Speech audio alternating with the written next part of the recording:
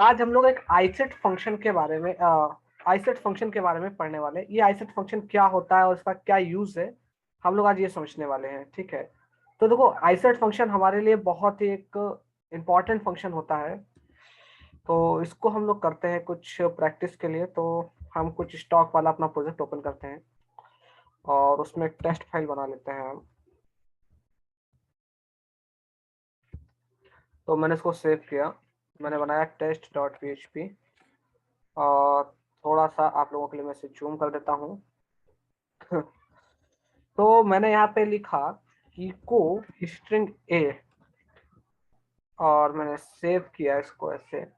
और इस फाइल को मैं रन करता हूँ तो मैंने लिखा local host slash stock and slash test.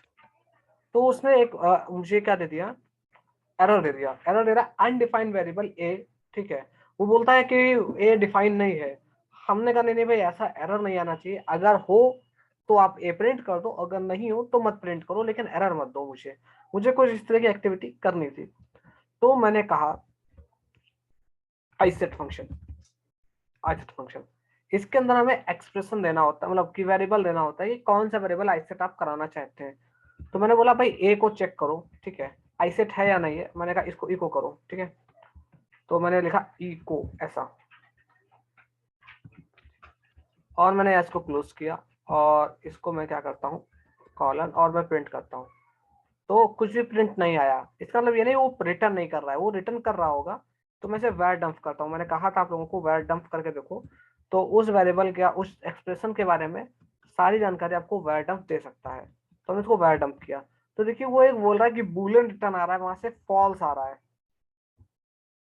मतलब जो हमारा आइसेट फंक्शन है वो रिटर्न कर रहा है फॉल्स, कि भाई ए नाम का वेरिएबल मुझे भी कहीं दिखाई नहीं दे रहा है, फॉल्स है। हमने कहा ठीक है। हमने कहा अच्छा ए इज इक्वल टू, या ऐसे ही लिख दिया हमने सिंपली ए। हमने कहा अब बताओ भाई क्या है। तो वो अभी भी बोल रहा है कि ए अनडिफाइंड है। तो मैंने बोला 9। हमने कहा अब, बोलता नहीं नहीं अब भाई आइसेट है, मतलब अब उसमें कोई ना कोई वैल्यू एग्जिस्ट कर रही है। तो ये है हमारा आइसेट फंक्शन, ठीक है। तो अगर इसे हम फिर से कमेंट कर देते हैं तो वो फिर से फॉल्स रिटर्न करेगा कि भाई नहीं जानते हैं ए क्या है। अभी हमने कहा अब ए जानते हो, कहेगा हाँ अब जानते हैं ए क्या है, ठीक है। तो बस अब हम क्या करेंगे, कंडीशन लगाएंगे। अब हमें पता चल गया कि वो एक बूलियन रिटर्न कर रहा है। तो हम यहाँ पे लगा सकते हैं इफ, अगर हमारा ये आइसेट हो रहा हो तो आप ए को प्रिंट कर दो, अन्यथा मत करना।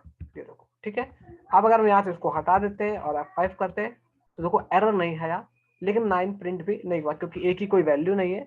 वैल्यू ना होने के कारण वो कुछ प्रिंट नहीं कर पा रहा है, लेकिन आपको एरर जैसी कोई चीज नहीं दे रहा है।